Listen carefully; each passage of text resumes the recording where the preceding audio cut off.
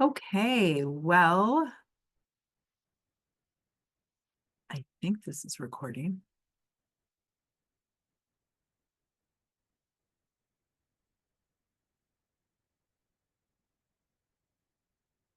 Okay, yeah, we are recording.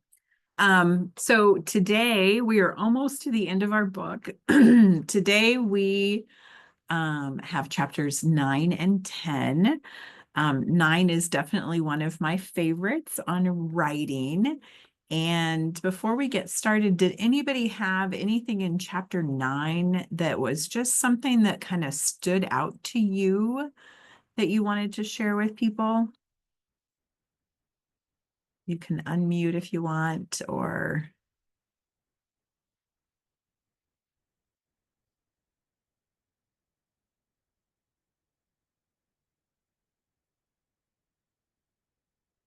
I'm going to share mine while people are thinking. So it was right in that first paragraph, and it talks about writing being the process of constructing text in traditional orthography, either print or braille, that communicate experiences, thoughts, feelings, and understanding for diverse audiences and purposes.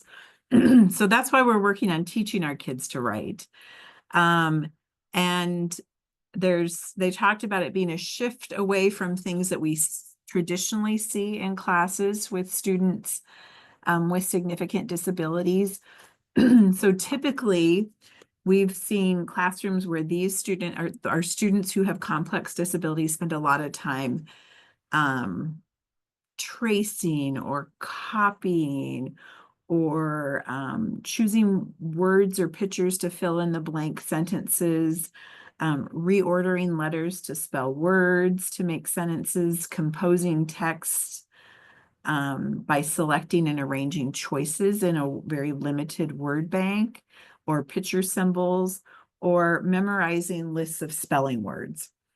And the last sentence of this paragraph, the authors say, none of these practices teaches typically developing students or students with disabilities how to use traditional orthography to communicate their own thoughts independently to different audiences for a variety of purposes. So if our goal is to teach people to communicate, to be able to write, to communicate with different audiences for variety and purposes, what we're looking at doing, and kind of what we're currently doing in the classrooms, which I've been involved in doing all of those things, sometimes still am.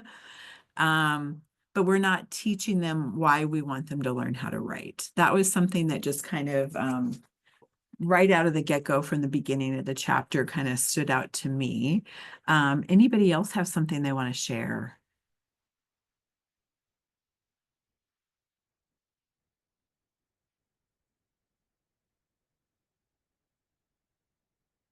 All right. If you decide to share, just jump in later or pop it in the chat. Just there's no Padlet prompt today because I forgot to put one in. I know you'll all be horribly disappointed about that. Um, so we're going to discuss chapter 9 about writing and chapter 10, which is about teaching decoding skills. Talk a little bit about the resources. Everything's here on your landing page. That's where all your resources are. And I try to update and add things on a regular basis. Don't forget to start getting your professional growth plan completed. And I had a question from one of our members about, has anybody filled out this form yet? And do they have any examples that they could share?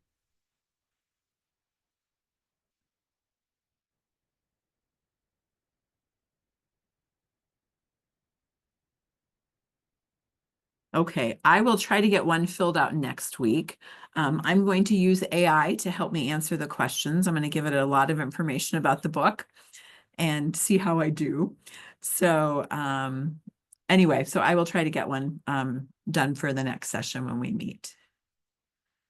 All right, our quote every week, do the best until you know better. And then when you know better, do better. This is kind of my mantra of life.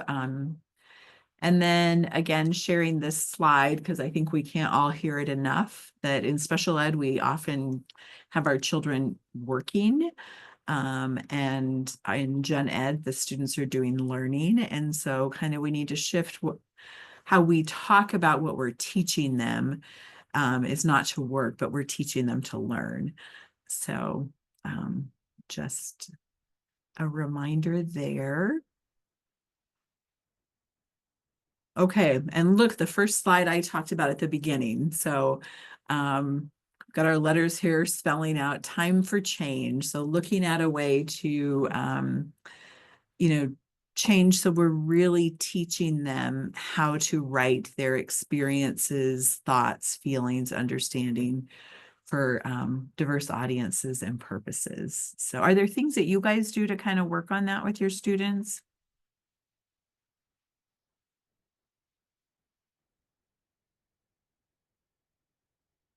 I see a nod.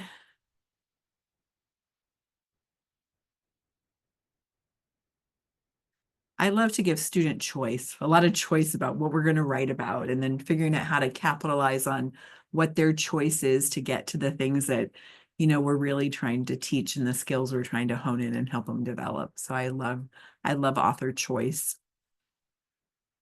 Okay, so this talks about what a pencil means, and we did our whole chapter where we talked about the alternative pencil. But so pencil, paper, and sometimes encouragement are the only prerequisite for communicative writing.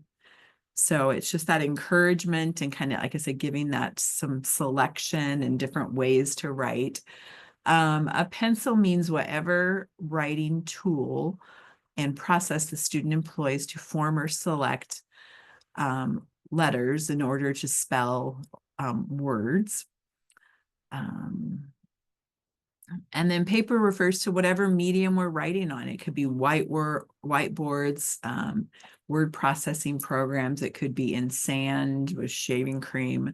It just depends on, what the student needs.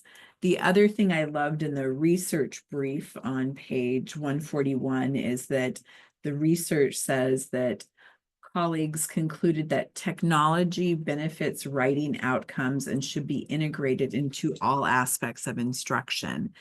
And especially thinking about our students with specific learning disabilities in reading and writing, that technology makes a difference. And I've seen it make an amazing difference with our students. And so making that the norm for them to be able to use that technology to get input from what they're reading and to also be able to show what they know.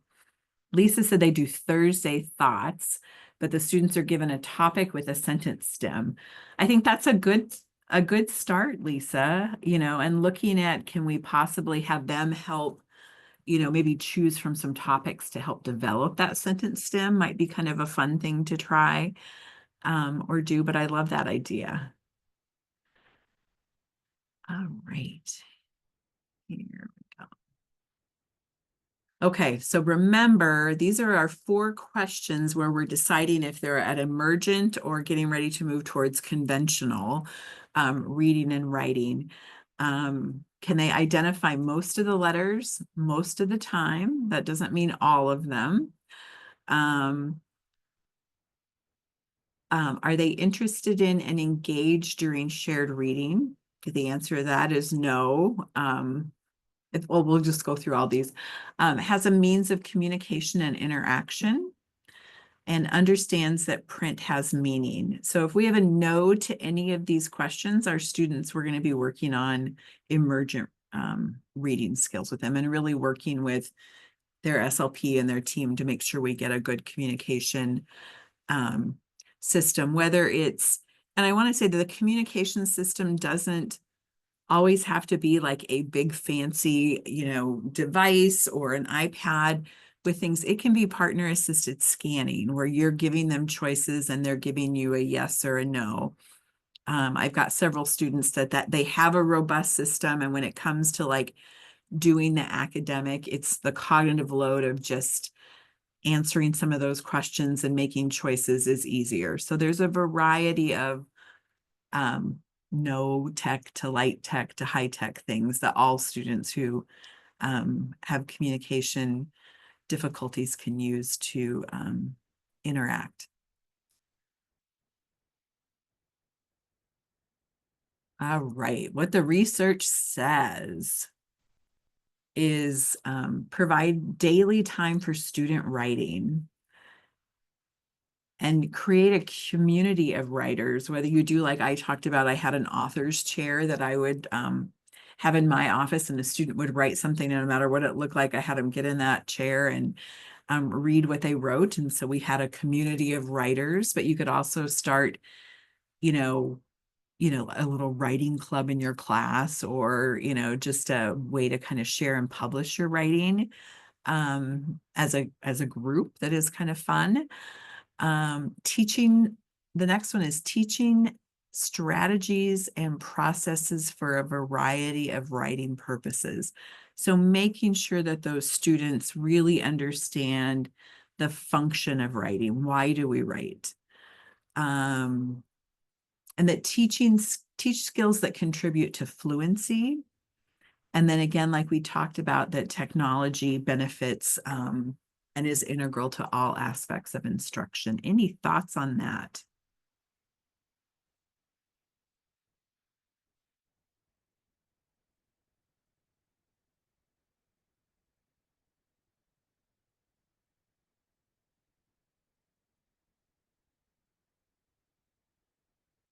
Okay. So one of the things when I've worked with Karen Erickson in person that she really talks about a lot is this concept of work towards eliminating student fears that you will find fault in their writing. And one of the things that she suggests is, rather than mark up and write on whatever they've written, which is um, typically what a lot of us have done, is really don't, that's their writing. So don't write anything on it. Maybe have another sheet, with thoughts or discussions, thoughts about things they could add on a different sheet of paper, or asking permission to write it on their document. But I think, valuing the work that they have produced and really having them share that with you, and then just having a conversation. Could you add more? What's one thing you could do different, especially with beginning writers? We don't need to worry about like fixing the spelling or the conventions as much, but just work on getting them to, no matter what they put on that paper, you're going to celebrate it. I know I was telling a story today that I used to work with an OT assistant, and I was like, I don't care. I said, don't correct it on the page. I don't care if they write the letter E 3 times right. If they write the letter E right today, we're going to celebrate that E is facing the right direction, and just make a big deal out of whatever they write. Um, which I think changes a little bit of kind of how we've traditionally done things as well, is we want to teach them to become, we all want to teach them to become better writers, but there are times and ways that you can give that feedback in such a method that the student won't feel like their writing was inadequate or not good enough. Because then they don't want to be writers.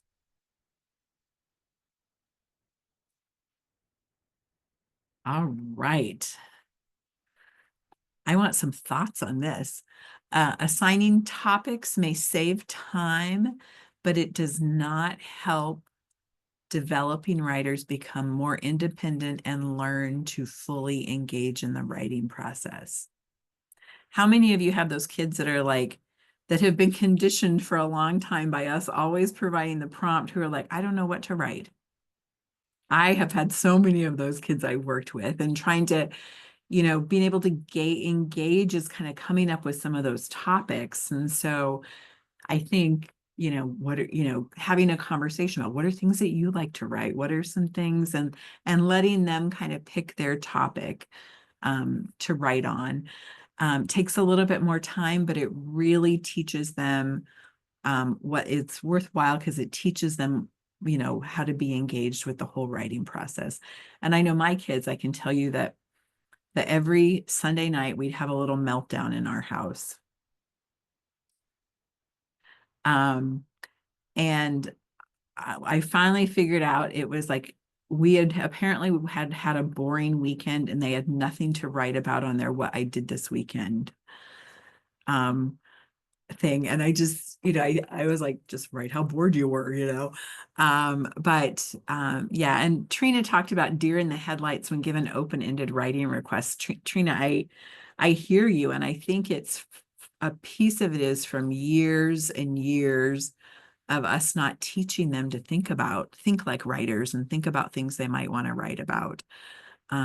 So, maybe you start with, one of the things I was talking to one of our teachers is with have the classroom just kind of start generate what are things you like to do, and what are some things, and generate some things and put on the board and say, okay, I want you to pick one of these to write about. Do you want to write about Minecraft, or, do you want to write about going to the zoo, or going hiking, or the beach? And then they're starting to at least kind of understand the concept of like brainstorming for things that they like, and then picking a topic. So that's a way to kind of start moving past that, is have them sneakily help you with what the writing prompt is going to be.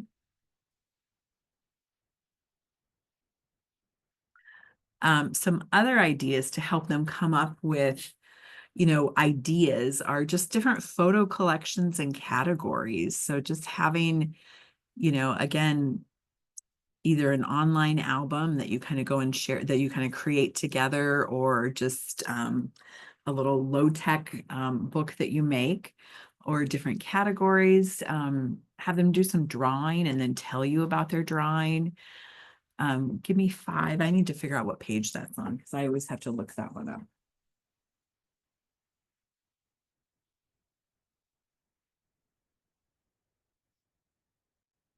So give me 5 is to list topics such as 5 things that make you happy, 5 places I'd like to visit, 5 things I'd like to do this weekend, 5 things I don't like about school.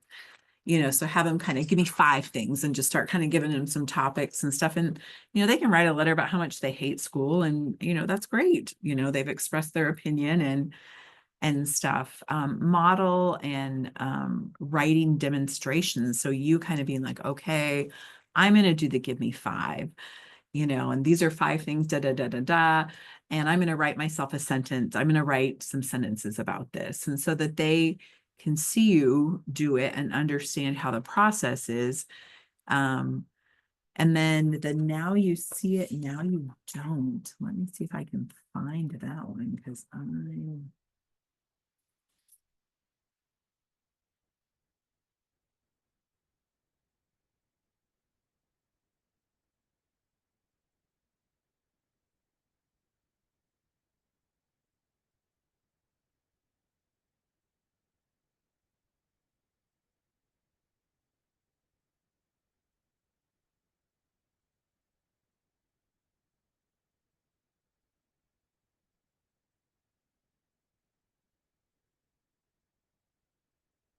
thank you. Yeah, so talking about like, someone might come in with like their button that says what they did, um, and give you some information, and then write it letter by letter so they can see, oh, okay, I'm going to spell this out. Um, and then now, I wrote, now it's your turn to write. And so I think there's just some great things there, as well. Any thoughts on any of those strategies? Has anybody used any of these strategies? I'm gonna go back a slide. Oops, that's not where I want to go.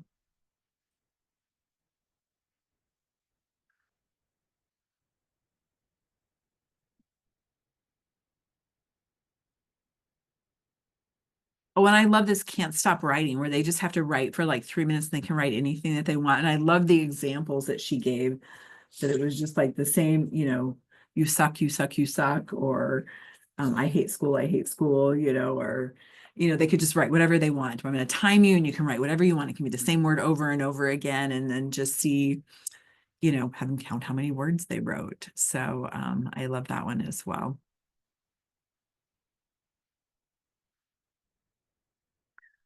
All right.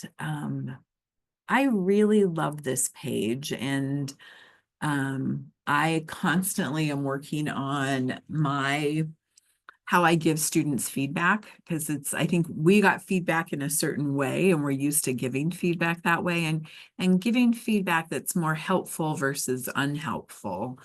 Um, so instead of looking at the writing and being like, good writing, it could be like, read your text aloud to me, please.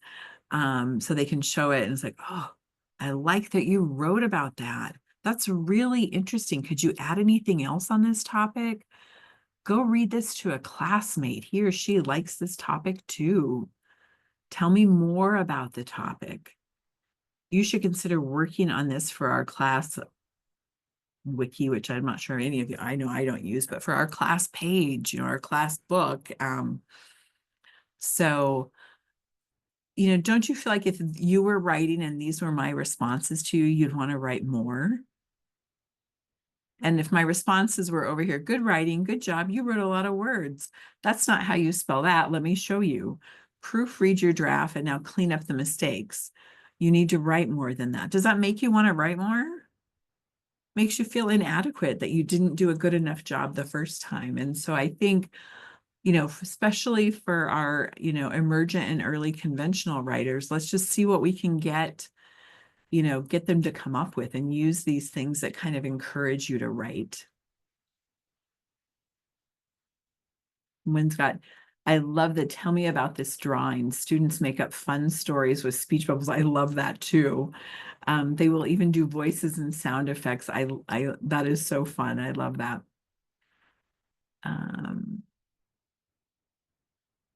Okay. You guys are such a quiet group today. But I'm just happy you're here. Creating and accepting responsive environment, creating accepting and responsive environments.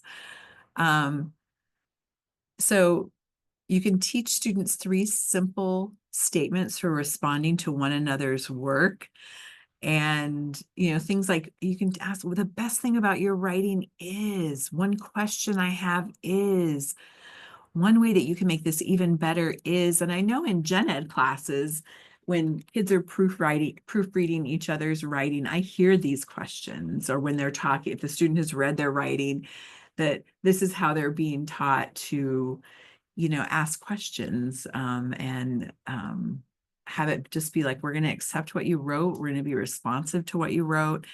So just a really great strategy to teach all your students.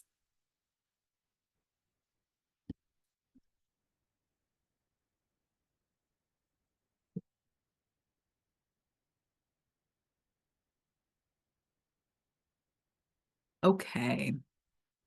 So we all know initially when we've got our students who are at the emergent literacy that they're not ready to transition to like the generative writing yet, but the goal is to kind of get them there. And so again, like I talked about in the earlier slide, is we can model and demonstrate what it would look like. You can write it, purposefully print so that they can see what the letters look like. Use a written dialogue and close statements, all right, can someone tell me what a close statement is? Because I'm going to have to find that page. Oh, here we go. Oh, it's a cue to help them add their own text. Like, my name is Denise. You could start off with my name is, and so some of those fill in the blanks where they can fill it in with whatever they want to. They don't have like a word choice to kind of fill it in. It can be whatever, limited to a word bank. They can use their own choice to fill that in. I don't know if I shared this or not with you all, but I have a gal, she was doing one of those closed kind of fill in the blank things where she had like words to pick from. And she loves using the alternative pencil and the alphabet to do things. And so she's sitting there in her wheelchair. Someone's trying to get her to choose between these words to go on there. And she just like pushes her wheelchair back and just kind of looks away. And so they get the alphabet out, and she's like back at the table, sitting upright, accessing her switches, picking her letter, because none of the words that were in her word bank were what she wanted to use in her writing. And that was just such a powerful example of like student choice and how much that means. And she talks about teaching composition skills meaningful, where you're like intentionally teaching, like, this is how you write more, and this is how you add more details, and this is what it might look like. So I think those are some really great things. One strategy that you can use is video modeling to teach some of these kids. I mean, how often do we hop on YouTube to learn how to do something? You can you can create a quick video and upload it to YouTube that talks about how do you write things more meaningfully, or how do you add ideas, and it's evidence-based for teaching kids who are autistic, and it's evidence-based for helping all kids learn. So looking at, okay, if the method of me talking about it isn't getting that in there, can I do a video that demonstrates how to do it? And will that help? So just some different strategies to kind of think about there. Okay. So then other steps to help with that transition to generative writing is, working intentionally on spelling. Do editing and not grammar instruction. So talk about like, okay, do examples of how you would edit things. Um, work on handwriting skills. The research says if you do like 15 minutes a day, where you're actually working on that letter formation, you'll see substantial progress. And then, like Karen talked about at the beginning on that alphabet awareness, like as you're teaching those letters, shake up the alphabet a little bit, and use the sequence of the 6 different cycles of alphabet instruction. Look at teaching writing through revision. I think that's a really important thing to, once they're at this space, place where they're ready to start some generative writing, is learning that, okay, we're going to write this, and then, we're going to talk about it, and then we're going to have to revise it and rewrite it, and teach how to independently revise. So there's some strategies for all of those things in the chapter. And always follow the skill you're teaching with practice with communicative writing experiences. Anybody have any thoughts about how you do this? So I'm not a teacher. So those of you who are teachers, do you have some thoughts about how you'd look at, including some of these in your instruction?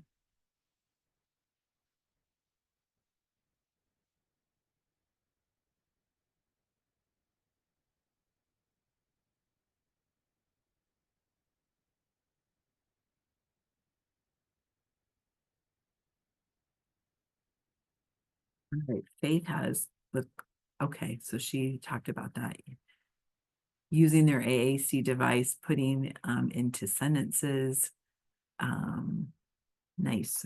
Okay.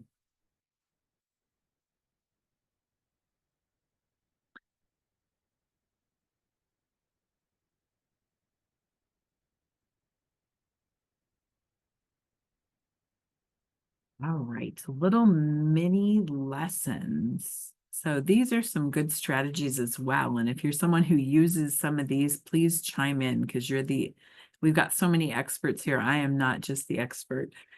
Some of you have much more expertise than I do. Many of you do. But looking at mini lessons to reread what you write. So teach them how to reread it. Is there any technology you could use if they're typing the stuff? Is there some technology you could use to reread it?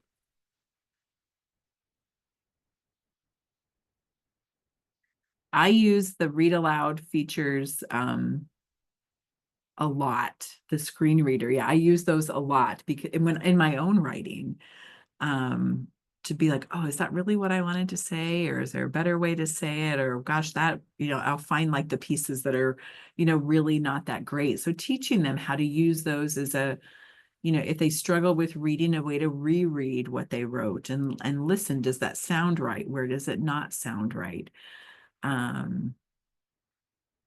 Trina's been using Clicker Writer, creating docs, nice. Daily reports home where they share their favorite part of the day. Nice, I love those. Buy into revision. And I believe in the chapter there is all of these, there are strategies for how to teach all of these things.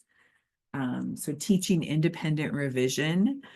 I think that's a really good, in page 156, it has all of the strategies for how you can teach that. And I think those are just some great things to do.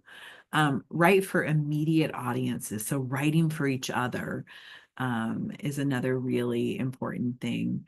And learning how to establish the wow writing criteria, that there's something that's gonna be like, wow, I want to know more. And then see revision as a possibility to make it like better and funny and more interesting and stuff. So I think that's really important. This is from Castle. It's a handwriting program, and it just kind of takes you through some different stages of teaching some handwriting skills. So it's really helpful. And then have any of you watched any of the dynamic learning map professional development modules? They're fantastic. And they, we're a state that uses the dynamic learning maps as part of our alternative assessment.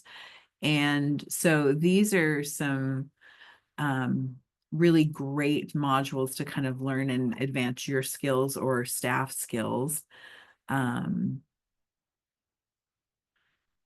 And I'm just looking at the comments here, and then I'll open this link.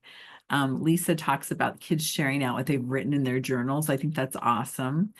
Allison is like, one of my students has recently begun really expanding his thoughts in beautiful sentence. What a great thing to celebrate. How fun. So let me open this up so you can see it. And sorry, the page is very dark. But they have a whole professional development sections. And so you can look at the modules in alphabetical, they're all free. But here's some students will comprehend text in increasingly complex ways. But here's the one: they can produce writing for a range of purposes and audiences. So these are all, things that support coming up with investigating topics and presenting information. So there's some great, and there are so many videos, but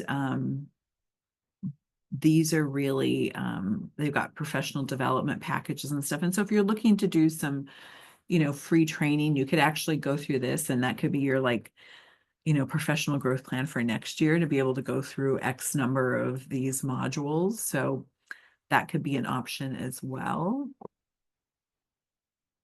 They're little treasure troves of PD.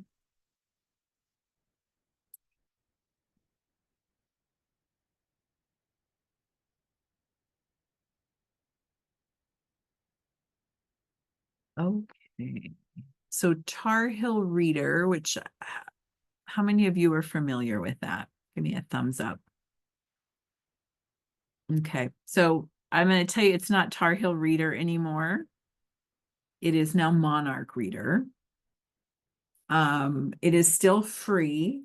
And initially, when it was Tar Heel Reader, the books would be rated, and Karen Erickson was the person going in and reading every book and rating it based on how many stars they got. It is now part of Building Wings, which used to be Don Johnson and co-writer. They are the ones that have the Retopia curriculum. But this is a really great way to kind of get a sense of how well is, a 1-star book is kind of like a 1-star movie, and 2 stars is better, and 3 stars is a really well done book that's really working on teaching some of those with really nicely done writing. And so looking at books that have been written that have some nice writing in them in an accessible format is a really great tool to use for that. Okay, take a break. Anybody have anything they want to add from chapter 9? I'll add something. This is Okay. Katie. I liked the part, I didn't know how to name it, but the writing for immediate audiences, because Mhm. I try to work on like self-advocacy a lot with my students. And like the other day, my student like lost one of her devices and she didn't know where it was. And she's in high school, so it could have been in like one of 6 places. Yeah. So we did like, we kind of threw out our lesson to like use that device and then did like a writing lesson on like email composition. And then we kind of went through the revision process, and she uses like one-handed typing and voice Mhm. dictation. And it was just like very powerful because after she pressed send, like 5 minutes later, one of her teachers responded, was like, yeah, I have it. And she, normally she was like, someone would have probably done it for her, but she was just very proud of herself because she did it. I didn't really, we did some revision, but there were lots of errors, but it was legible, like you could understand Yep. it. And Yep. that was, yeah, she did it. So I was very impressed with her, and she was very happy with the result. What an empowering lesson, and teaching her like the function of writing, why we write to communicate and different purposes. I love that. Such a great success story. Anybody else have anything they want to share?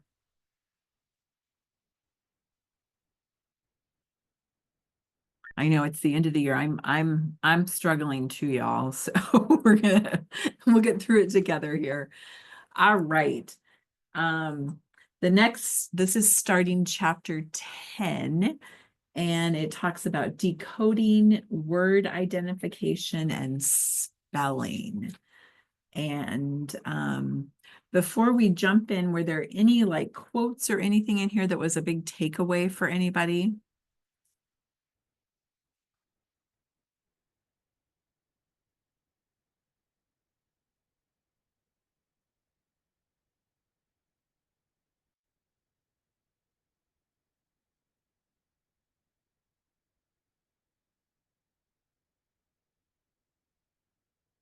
I have a couple things highlighted, and they might show up in the slides here as well. We'll see what the surprise is. Um,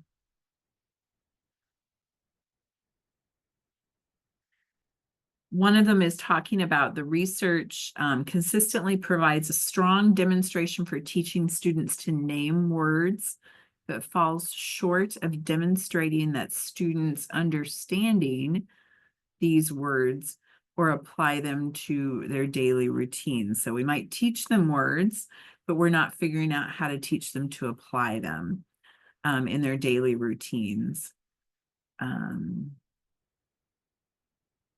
and there's little evidence in learning to read words this way, so like sight words, um, that contributes to later success with reading.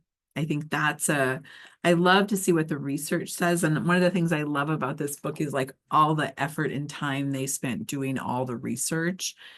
Um, but I think looking at, we really have to teach those words in context and instead of like out of context. And so um, just kind of looking at that.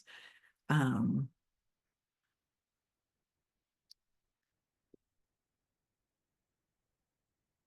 and I love the meme. Oh, you can't spell that. Look it up in this book where wisdom, my thing over the front of it, where words are sorted by spelling. So even I think spending time teaching them like, how to use an online dictionary, what different things look like, I think is really helpful for students. Okay, this is not on the Jamboard or anything else. I did not delete this slide, but question, are you a good speller? And if yes or no, how has this impacted you or not impacted you?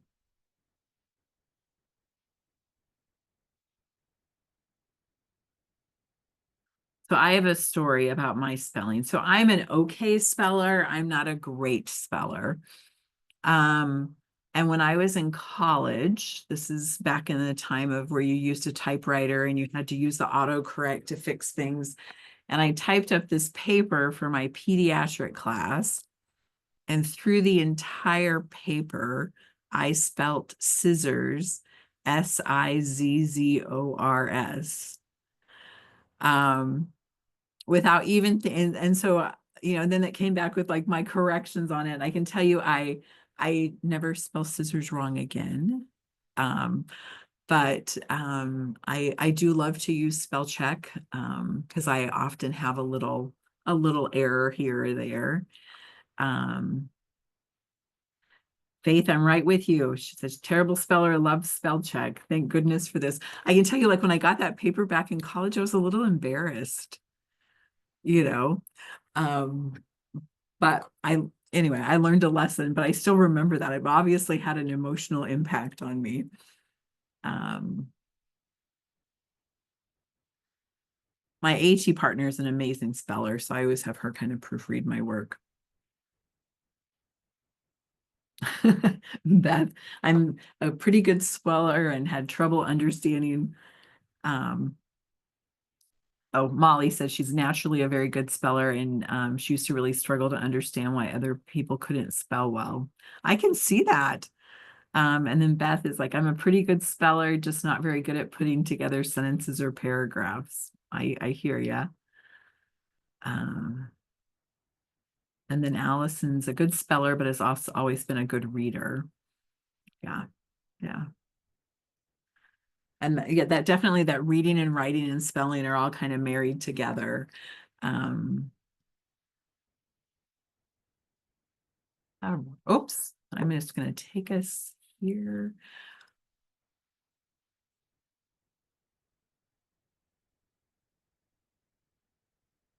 Okay, so this is going back to that letter sound stuff we talked about earlier in the book.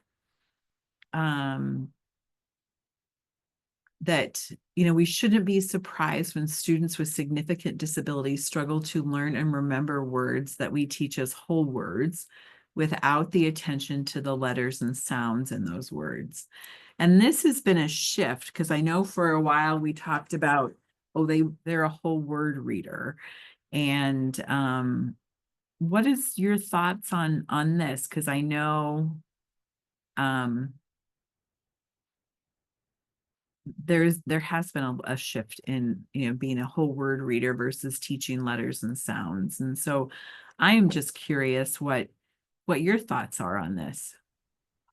I had a student this morning who he can read the word of just fine, like, when we're reading things. But then when he was writing a sentence, he wrote of and spelled it UV, which, is how it sounds. Right, Like it should right. be spelled. And I was like, clearly you haven't been paying attention, to,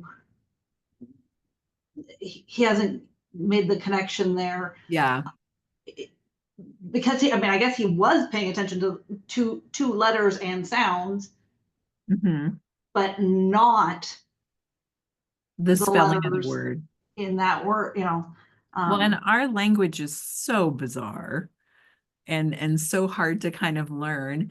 But yeah, and I think that's probably a really good example, Molly, that it's some of that, it's like, oh, I can see it, but I've been taught of, and I haven't been taught the letters that make of. yeah, And teaching them the letters, taking the time to teach them the letters and the sounds, really helps them be able to manipulate those letters and sounds within a variety of, a wide range of words. Um, Sometimes I found that if my students had articulation difficulties, they would spell it like they say it. So you'd end up with some really interesting spellings. I have a student who is really good at memorizing those heart words like of, Mhm. um, learning those rules, and she's like, okay, that one's the exception. But when it comes to learning a new spelling rule, she applies it a lot like one would when learning how to talk. So like we did Magic E recently, and Mhm. suddenly every word had Magic E. We had that over application. So then learning Mm. when to use it and not to use it became kind of the thing. But then again, those heart words, it's just like, oh, okay, that one's different. Cool, got that one memorized. Like you could, Yeah. it's just really unique. Yeah. It's very fascinating how students like learn how the brain works and how they, how they learn to read and write. It's so complicated when you look at all the skills that have to, be coordinated and go into things to be a really good reader or a writer. I sometimes I wonder, it's amazing that we can all read and write, as well as we can. Um,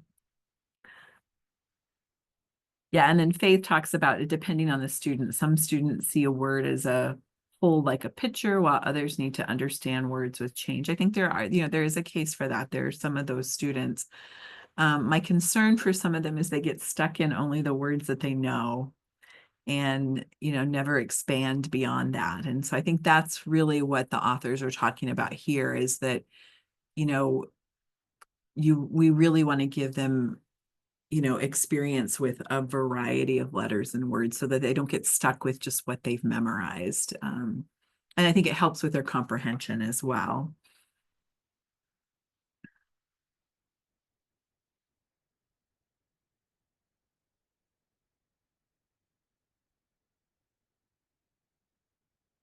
Nice. And so Beth has a strategy when the students are learning sounds, they tend to remember the words we associate with the letter and the sound. For example, instead of saying the M sound, they say music monkey instead. I love that, helps put it into like context. All right, this processor model of word reading. I think again, this talks about how complex reading really is.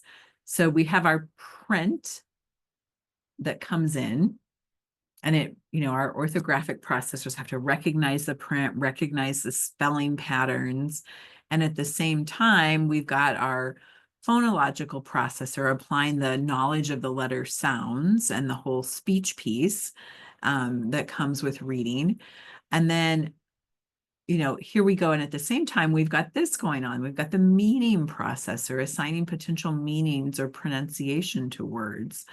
And then trying to figure out what the context is, using the sentence to figure out the context. And so that is a lot of things that happen in milliseconds for a good reader that you don't even think about. And so if you look at, like, if you are struggling in one of these areas, it's really going to impact your ability to read. But any thoughts on that? I love seeing it out here because then it just makes it like, oh, okay, that's really what all is going on there.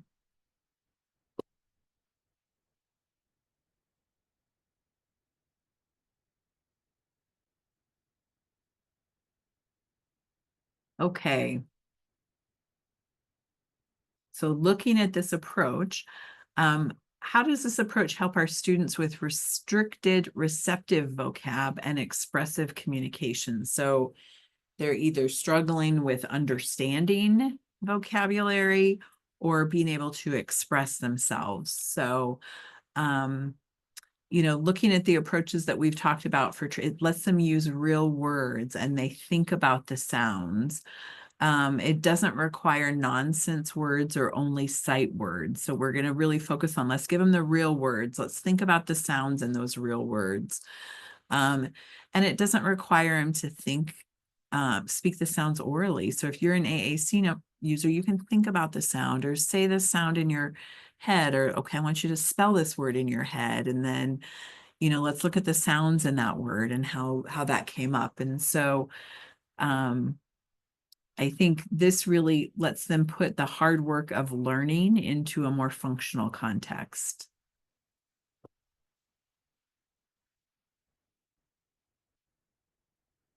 And then I'm going to share these videos with you. Let me share my sound.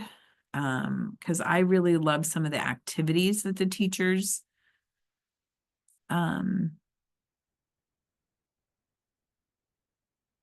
did. Let's see if it'll play the sound. I'm not sure. Maybe it's up here. There we go. Okay, so this is making words. So this is a video of a teacher making words. Maybe. I just played these the other day. Here it is. Okay, so we're going to change top to make the word pop. Do not drink pop for breakfast. Oh. So I heard a pop when I was already. Look at top. I'm gonna make pop. So am I gonna change the T? Okay. And what do you want to put instead to make pop? Taking the T. Oh, sorry, my Wi-Fi is going to be buffering here. I'm going to make it smaller and see if that's better. Nope. Good job. So you're saying to put the P at the beginning? Oh, very good. So you made, should we sound it out to see if you're right? What's the O say? So the word is pop. Did you get it? Nice job. Good job with your hand selecting.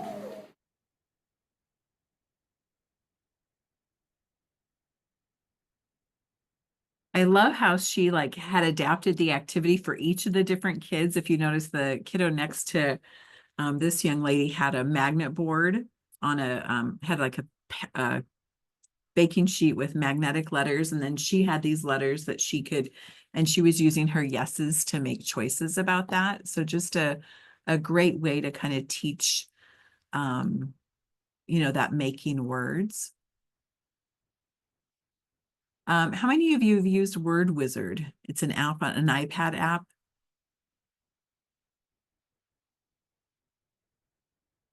It is a great app for, it will read anything. So they just pull the letters up and it'll read anything that they write. It also can be set to work on certain words. It can work on letters. It can work on a variety of things. So if you're looking for an iPad app that's going to give you some real bang for your buck as far as learning some of those, you know, letter sounds and beginning spelling skills, this is just a really well done app.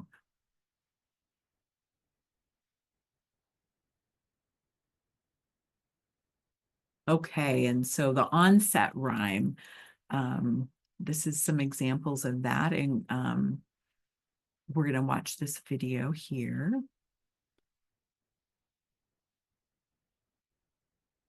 Okay, does anybody see a pair of words that we are going to need to get rid of? Because we only want to keep the ones that are spelled the same. Yes? Oh, good, Noah.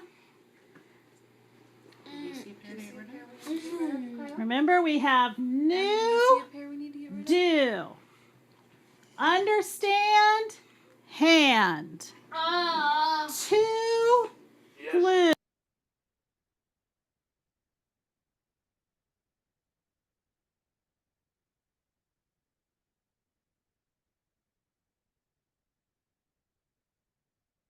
You'd think in the school district that my buffering would be better than at home, but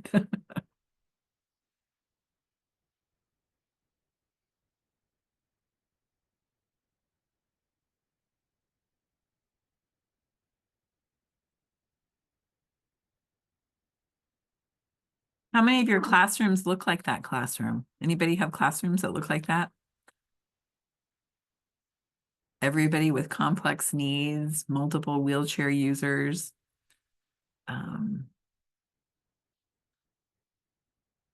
Let's see, I'm going to pause that and. All right, definitely worth going back and looking at this video. I'm going to try playing it one more time and then I'm going to give up the because we are almost to the end here. This is another great video about cross-checking. I'm going to see if we have the same problem with this one. Desiree. Shoes. Good guess. Shoes. What does shoes begin with? Shh. What two letters say shh? Oh, Uh-huh. S-H. S-H. Good. Well, hi. Shoes. Victor, do you have a guess? A hat. A hat. Okay, my mom will be so mad that I got dirt on my new hat. Can you spell it for me? H-A-T. H-A-T. All right. Do we have any other guesses? Giselle. Scarf. Scarf. All right. What does scarf start with? New and do. Oh, no, now we've got the other one going. No, it says get rid of them. Okay, so we're going. Scarf. What's at the end of scarf? F. Very good. All right. Does that make sense? My mom will be so mad that I got dirt on my new scarf. You could get dirt on your scarf, couldn't you? Levi, did you have any ideas? No. No? Victor? Underwear. You get dirt on your underwear? Oh dear, you must have gotten really messy. Underwear. Oh, So she goes on in this video to look at like how the size of the blank with the words and say, oh, well, would shoes work or hat or, it looks like we have, or underwear. Underwear is too long for the space. So another really great video to share with teams about some just really good teaching strategies.